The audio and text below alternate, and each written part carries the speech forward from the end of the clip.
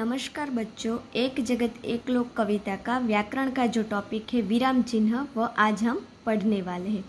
यहाँ एक चित्र दिया गया है और इसके नीचे वाक्य दिया गया है। पहला जो वाक्य है वह मैं आपको पढ़ के बताती हूँ। लक्ष्मी आज स्कूल क्यों नहीं आई? शिक्षिका ने पूछा। दूसरा है, वाह गुड़िया तो बहुत अच्छी बनी है। तीसरा है, किशन ने कहा, हाँ बेटी, मैं तुम्हें खिलौना बनाना जरूर सिखाऊंगा। चौथा जो है, क्यों, वहाँ कोई तकलीफ है? तो यहाँ वाक्य के द्वारा अलग अलग विराम चिन्हों का उपयोग हुआ है। तो पहले मैं आपको बताती हूँ कि विराम चिन्ह किसे कहते हैं। किसी भी भाषा को बोलते, पढ़ते और लिखते समय अर्थ को स्पष्ट करने के लिए वाक्यों के बीच या अंत में थोड़ा रुकना पड़ता है। इस रुकावट का संकेत देने वाले लिपि चिन्ह को विराम चिन्ह कहते हैं। यानी कि वाक्य के बीच में और अंत में थोड़ा रुकना पड़ता है और इस रुकावट के संकेत को हम विराम चिन्ह कहते हैं। विराम चिन्ह में पहला जो है वह है पूर्ण विराम, इसे कहते हैं फुल स्टॉप। तो इसका प्रयोग वाक्य पूर्ण होने पर होता है।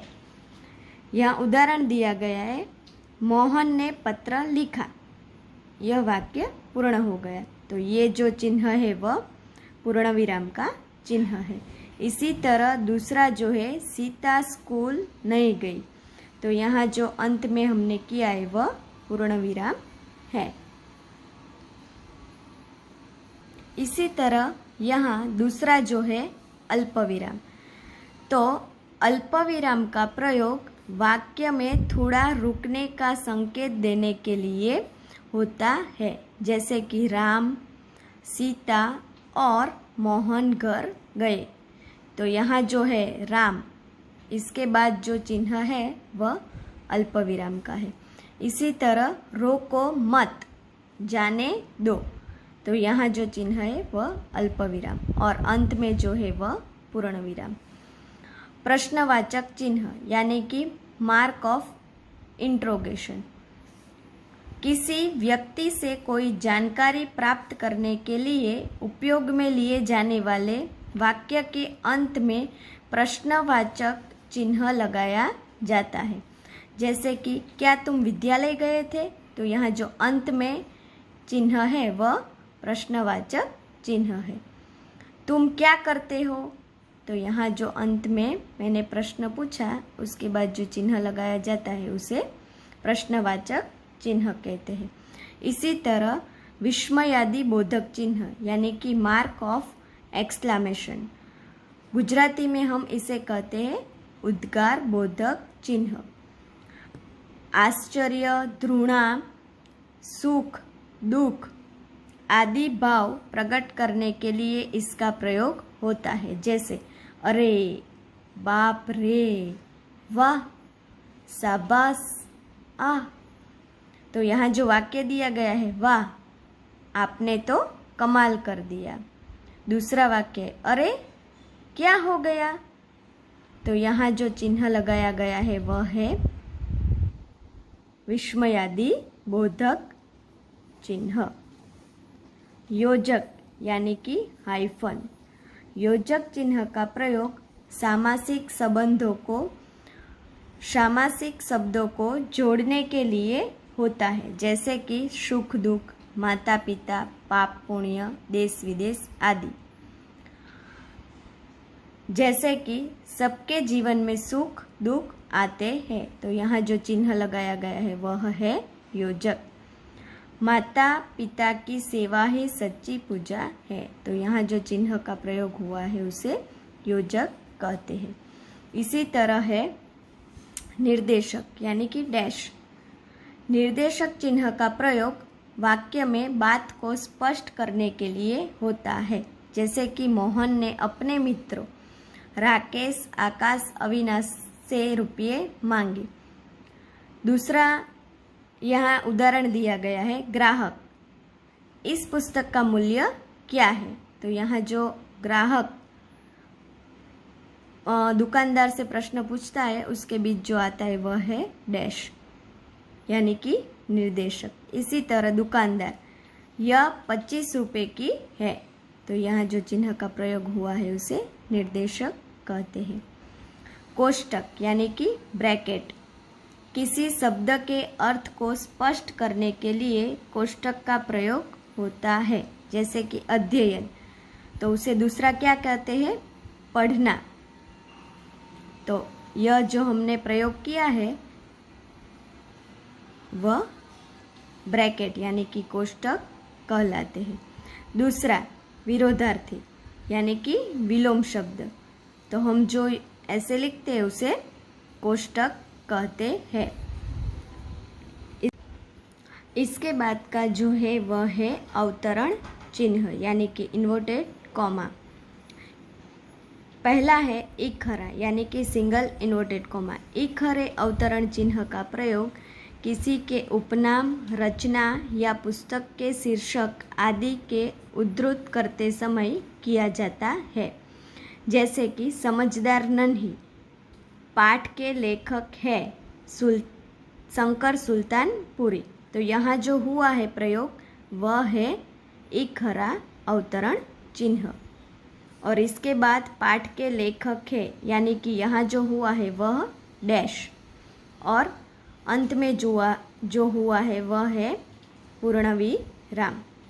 दूसरा है सूर्यकांत त्रिपाठी का उपनाम निराला है। यहाँ जो निराला शब्द के बीच जो चिन्ह का प्रयोग हुआ है वह है इखरा अवतरण चिन्ह, और अंत में जो हुआ है वह है पूर्णविराम।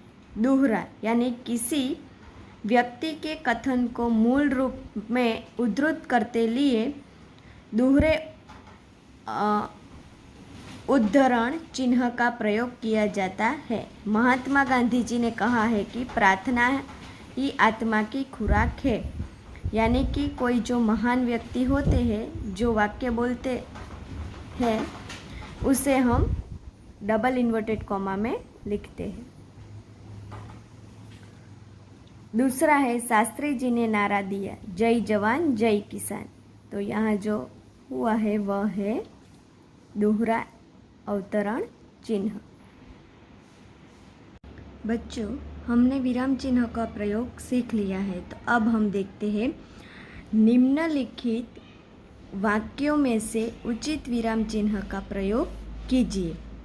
यहाँ अलग अलग वाक्य दिए गए हैं, इसमें कौन से विराम चिन्ह का उपयोग हुआ है वह आपको हमें बताना है। पहला जो वाक्य है, छी छी तुमने यह क्या किया, तो यहाँ कौन सा आता है, उद्गार बोधक चिन्ह।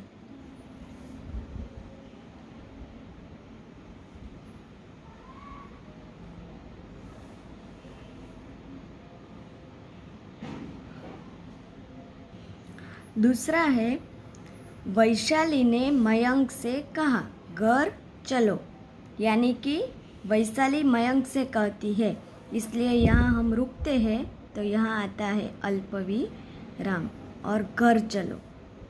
यह अवतरण चिन्ह में हम लिखा जाएगा। वाह मज़ा आ गया। तीसरा जो वाक्य है, यहाँ कौन सा उद्गार का भाव प्रकट होता है, वाह मज़ा आ गया, यानी उद्गार चिन्ह।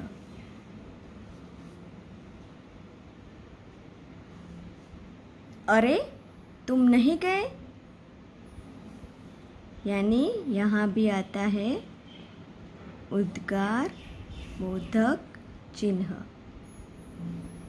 पांचवा जो दिया गया है, शाबाश तुमने कमाल कर दिया, यानी उद्गार बोधक चिन्ह। बताइए हम दोनों में बड़ा कौन है, यानी यहाँ आता है प्रश्न। ग्राहक इस पुस्तक का क्या मूल्य है, यानी ग्राहक दुकानदार से पूछता है, तो यहाँ आता है योजक। और इस पुस्तक का क्या मूल्य है, यह प्रश्न पूछता है, इसलिए यहाँ आता है प्रश्नार्थ चिन्ह। महात्मा गांधी जी ने कहा है कि प्रार्थना ही आत्मा की खुराक है, यानी कि यहाँ महात्मा गांधी जी कहते हैं अल्प विराम और प्रार्थना ही आत्मा की खुराक है, वह अवतरण चिन्ह में लिखा जाएगा। 9वां जो है तुम क्या करते हो, यहाँ प्रश्न पूछते हैं तो प्रश्नार्थ चिन्ह। और 10वां जो है राम सीता और मोहन घर गए, यानी राम सीता और मोहन, तो यहाँ अल्प विराम राम सीता और मोहन घर गए, यहाँ आता है पूर्ण विराम। तो अब आपको इसे नोटबुक में लिखना होगा।